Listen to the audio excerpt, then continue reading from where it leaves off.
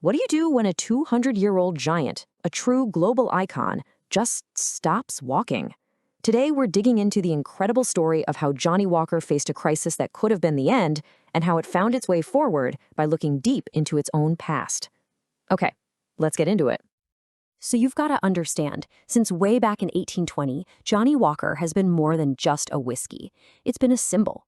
That square bottle, total stroke of genius to stop them from breaking on long sea voyages. And the slanted label, super clever, right? It let them fit more text and just pop on the shelf. And of course, the striding man, promising that this brand was always moving forward. This was an identity built on pure recognizable power. But, things change. And by the late 1990s, this absolute giant of a brand was in real danger of being left in the dust. Even with all that fame, sales were slipping. Its parent company, Diageo, knew something had to give, and fast. The brand had totally lost its way, and as you can see from this quote, the situation was getting critical. And that really is the heart of the story we're telling today. Johnnie Walker's entire identity was built on this idea of forward momentum, of striding ahead. So what happens when a brand that's all about progress suddenly finds itself stuck in place? It's a question a lot of us can probably relate to in our own lives, right? And that's what makes this story so fascinating. All right, let's jump in our time machine and go back to the late 90s. The world was buzzing, but the world of Scotch whiskey just felt, a little old. And Johnnie Walker, this crown jewel for Diageo, was starting to look like a relic from your grandpa's liquor cabinet. The ground was shifting under their feet, and they were struggling to find their balance.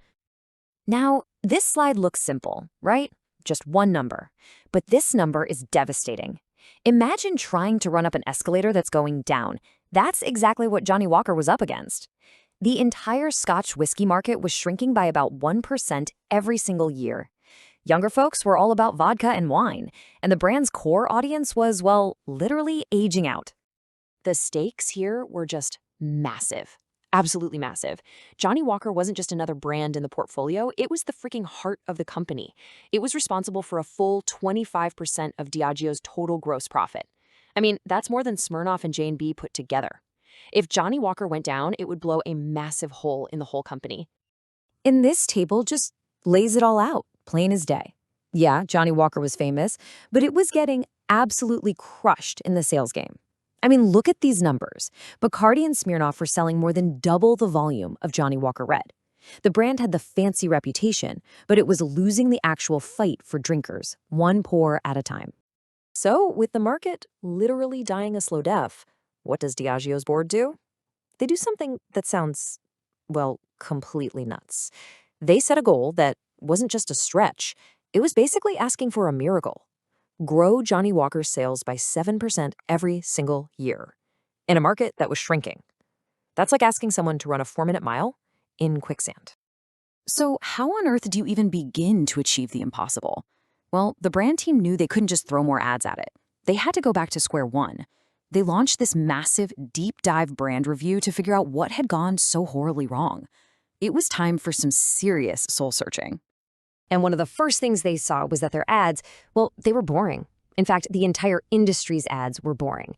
They called it the spirits straitjacket. It was always the same thing, right? A moody landscape, a perfectly lit glass, maybe some handsome older guys staring off into the distance thinking deep thoughts. It was just a sea of sameness, and they were drowning in it. So the brand review came back, and the diagnosis? It wasn't good. The marketing was a total mess around the world, with no single clear message. Their loyal customers were getting older, and young people, not interested. And maybe worst of all, people just thought, Scotch is Scotch. They couldn't tell the difference, so they just bought whatever was on sale. The brand was losing its meaning. It was becoming just another bottle. Okay, so where do you even start when a brand has lost its way this badly? They needed a breakthrough, a big one. And the answer, the big aha moment, came from somewhere totally unexpected. A deep, global study all about the changing nature of masculinity. And this is where the story gets really good. Okay, so stick with me here. The study looked at these timeless ideas of what it means to be a man. The provider, the protector, that kind of thing.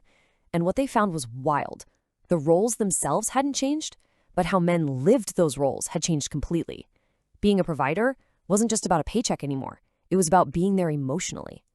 The old roles were breaking down, and something new was taking their place. It also uncovered this universal path that honestly a lot of us can probably see in our own lives. No matter the culture, guys move through similar stages. You've got your early 20s, right? Total exploration and figuring yourself out. Then you hit your late 20s and early 30s, and it's all about achievement, building a career. And finally, you move into a more mature phase of responsibility. It's a shared journey of personal progress, a story everyone could recognize. And right here, this is the insight that flipped the whole script. Old school masculinity was all about control, being the authority, never showing weakness. But the new way? It was all about connection, about sharing power, self-expression, and empathy.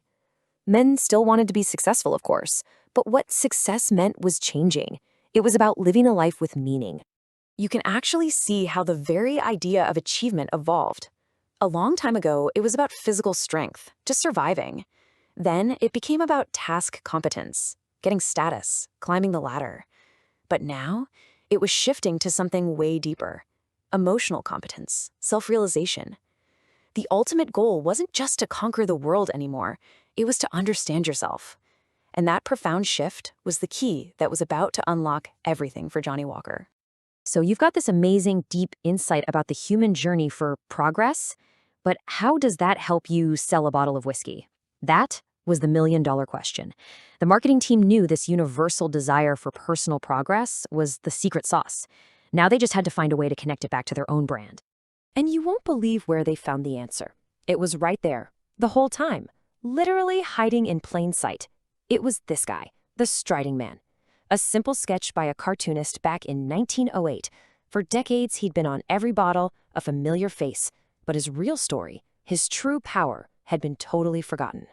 See, the Striding Man was never just some random logo. He meant something.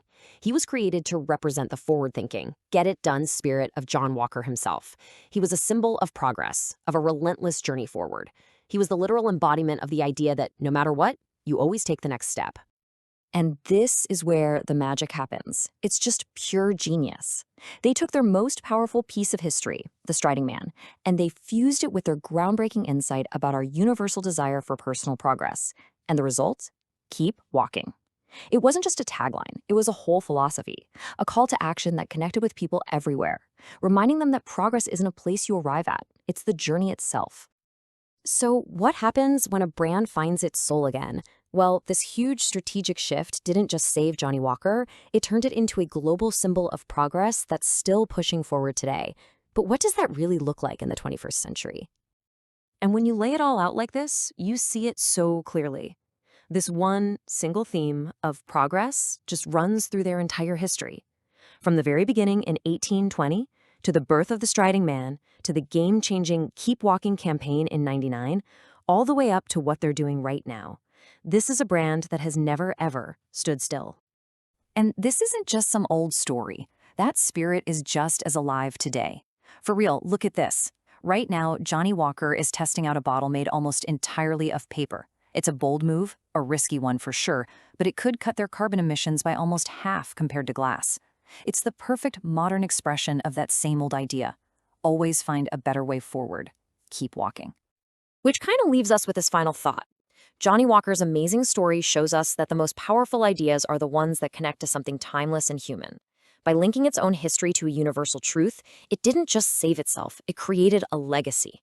And it makes you wonder, for an icon that's been around this long, what's the next step forward going to look like? And maybe, more importantly, what's yours?